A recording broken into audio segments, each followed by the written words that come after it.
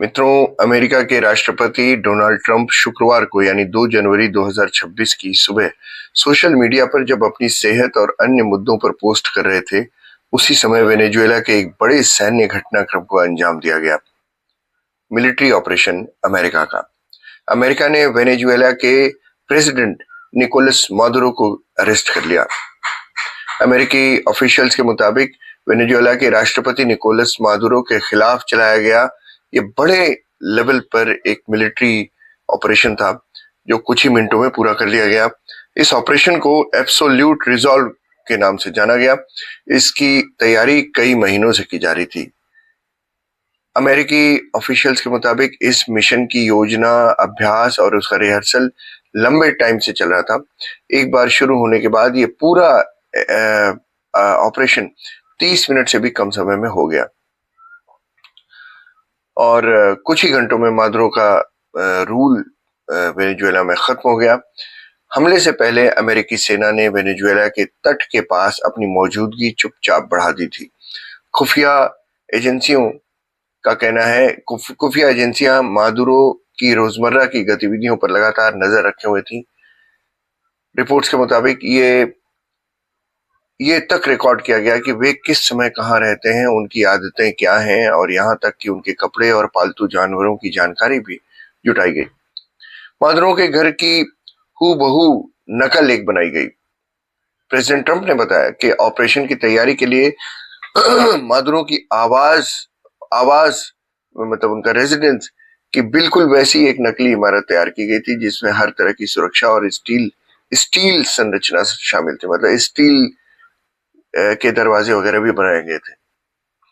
इसी मॉडल पर बार बार प्रैक्टिस की गई ताकि किसी भी तरह की गलती की गुंजाइश न रहे। ट्रंप ने यह भी बताया कि ऑपरेशन के दौरान कराकास शहर की अधिकांश बिजली भी बंद कर दी गई थी ताकि कार्रवाई को अंजाम दिया जा सके, बीच में कोई समस्या ना आए। रात में हमला शुरू हुआ था और ट्रंप ने बताया ये भी कि जब रात करीब 10:46 पर मिशन को ट्रंप ने अंतिम मंजूरी दी कि ठीक है, अब करो। मौसम साफ होने का इंतजार किया गया ताकि हेलीकॉप्टर और हवाई जहाज सुरक्षित तरीके से उड़ान भर सके। अमेरिकी मिलिट्री ऑफिशियल्स का कहना है कि हेलीकॉप्टर समुद्र के बेहद निचले स्तर पर उड़ते हुए आगे बढ़े ताकि रडार से बचा जा सके। इसके साथ ही आसमान में अमेरिकी लड़ाकू विमानों ने सुरक्षा घेरा बनाया। रिपोर्ट्स ये भी कहती हैं कि 150 से ज्यादा अमेरिकी विमान वेनेजुएला के हवाई क्षेत्र में दाखिल हुए थे। सोचिए, किसी भी देश की संप्रभुता की ऐसी तैसी कर दी अमेरिका ने। अमेरिकी स्पेशल फोर्सेस उस सैन्य अड्डे तक जा पहुंचे जहां मादुरो मौजूद थे। मादुरो एक मिलिट्री बेस पर रह रहे थे आजकल, और स्टील के भारी दरवाजों को तोड़ते हुए कमांडो टीम के अंदर घुसी और मादुरो और उनकी बीवी जो है सिलिया फ्लोरेंस को सुरक्षित कमरे में जाने से पहले ही पकड़ लिया गया। मतलब स्टील वाले दरवाजे से कमरे के भीतर जाने से पहले ही उन्हें पकड़ लिया गया। स्टील का दरवाजा तोड़ने की नौबत नहीं आई। ट्रंप ने कहा कि जरूरत पड़ने पर स्टील काटने के लिए भी हमने खास उपकरण तैयार रखे थे, लेकिन मादुरो सुरक्षित दरवाजा बंद करने से पहले ही पकड़ लिया गया। मादुरो और उनकी बीवी को हेलीकॉप्टर से एक अमेरिकी युद्धपोत तक ले आया गया और वहां से उन्हें अमेरिका की ओर रवाना कर दिया गया। अब ट्रंप एडमिनिस्ट्रेशन का कहना है कि मादुरो पर न्यूयॉर्क में मुकदमा चलाएंगे हम। प्रेसिडेंट ट्रंप ने यह भी दावा किया कि इस ऑपरेशन में कुछ अमेरिकी सैनिक भी घायल हुए, लेकिन किसी सैनिक की मौत नहीं हुई। तो उधर वेनेजुएला की जो वाइस प्रेसिडेंट हैं डेल्सी रॉड्रिगेज, उन्होंने कहा कि इस हमले में नागरिकों और सैनिकों की मौत हुई है और मादुरो को देश का उन्होंने कहा कि वो अब भी राष्ट्रपति हैं और उनकी रिहाई की मांग की उन्होंने।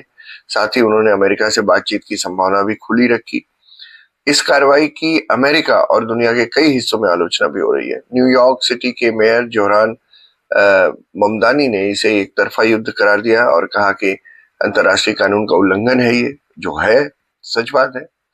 रूस के विदेश मंत्रालय ने मादुरो और उनकी पत्नी को रिहा करने की अपील करते हुए कहा कि अमेरिका को अपने फैसले पर फिर से सोचना चाहिए। रूस का कहना है कि दोनों देशों के बीच सभी विवादों का हल बातचीत से निकाला जा सकता है। चीन ने अमेरिका के इस कदम को तानाशाही करार दिया, क्योंकि आपको बता दें वेनेजुएला चीन की मुद्रा में तेल बेचता था। यही तो असली कहानी थी, इसीलिए ट्रंप नाराज थे। तो चीन का कहना है कि अमेरिका ने अंतर्राष्ट्रीय कानून और संयुक्त राष्ट्र के चार्टर का उल्लंघन किया है, जो बिल्कुल सही है। वेनेजुएला एक संप्रभु देश है जिसके प्रेसिडेंट को खुलेआम बंदी बना लिया गया। ये पूरी तरह से गलत है, ये कहा है चीन ने। लेकिन सोचिए जरा, क्या ये ठीक है किसी देश के राष्ट्रपति के घर में घुसो और उसे और उसकी बीवी को हथकड़ियां लगाकर अमेरिका ले जाना? क्या ये दुनिया का सबसे बड़ा किडनैपिंग केस नहीं है? वेनेजुएला में दुनिया के तेल भंडार का 20% हिस्सा है, यानी बहुत ज्यादा तेल है, क्रूड ऑयल।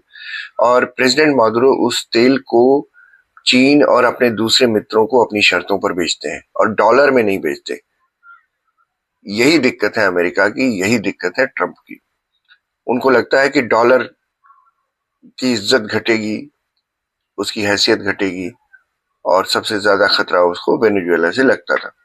उसे वेनेजुएला का तेल भंडार भी चाहिए, भारत में अपने एग्रीकल्चर प्रोडक्ट्स के बाजार भी चाहिए, यानी दुनिया को अपने हिसाब से चलाना चाहता है अमेरिका। तो क्या ये खुलेआम गुंडागर्दी नहीं है? मोहल्ले में एक गुंडा होता है, वो अपने हिसाब से चलाना चाहता है सबको। ये आपको सोचना है, दुनिया की बड़ी ताकतों को सोचना है। सवाल सबसे बड़ा ये है कि ट्रंप होते कौन है ये तय करने वाले कि किसी देश का राष्ट्रपति गलत कर रहा है या सही कर रहा है, और उसे अरेस्ट कर लेना चाहिए। अमेरिका की पूर्व उपराष्ट्रपति कमला हैरिस ने वेनेजुएला पर एक्शन को लेकर राष्ट्रपति डोनाल्ड ट्रंप की आलोचना की। उन्होंने कहा कि यह मामला ड्रग्स या डेमोक्रेसी का नहीं है, बल्कि तेल का है। उन्होंने एक्स पर रिएक्ट करते हुए कहा कि वेनेजुएला में डोनाल्ड ट्रंप की कार्रवाइयों से अमेरिका न तो अधिक सेफ है, न ही अधिक मजबूत हो गया, न ही अधिक किफायती है। मादुरो का क्रूर और अवैध तानाशाह होना इस तथ्य को नहीं बदलता कि यह कार्रवाई गैर कानूनी और नासमझी भरी थी। बिल्कुल ठीक कहा। हैरिस ने आगे कहा कि सत्ता परिवर्तन या तेल के लिए लड़ाई जिन्हें ताकत के रूप में पेश किया जाता है, ये वही है, लेकिन अंततः ये अराजकता में तब्दील हो जाता है और अमेरिका के परिवारों को इसकी कीमत चुकानी पड़ती है। हैरिस ने आगे भी कहा कि अमेरिकी जनता ऐसा नहीं चाहती और वो झूठ से लगातार तंग आ चुकी है। ये मामला न तो ड्रग्स का है, न ही लोकतंत्र का। ये तेल और डोनाल्ड ट्रंप की रीजनल पावरफुल लीडर बनने की कोशिश का है, चाहत का है। अगर इन्हें यानी ट्रंप को इन दोनों की चीजों की परवाह होती, यानी डेमोक्रेसी की अगर परवाह होती, तो वो दोषी ठहराए गए ड्रग तस्करों को माफ नहीं करते और न ही मादुरो के साथियों के साथ सौदा करते हुए वेनेजुएला के वैध विपक्ष को दरकिनार कर देते। बड़ी बात कही उन्होंने।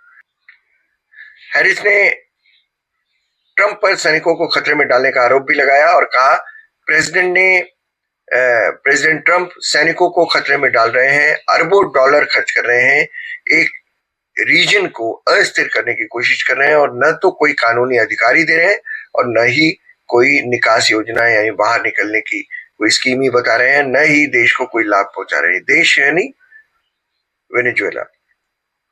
कमला हैरिस ने साफ करते हुए कहा कि अमेरिका को ऐसे लीडरशिप की जरूरत है जिसकी प्रायोरिटीज कामकाजी परिवारों के लिए लागत कम करने की हो, कानून का शासन लागू करने की हो, गठबंधनों को मजबूत करने की हो, और सबसे महत्वपूर्ण बात अमेरिकी जनता को सर्वोपरि रखने की हो।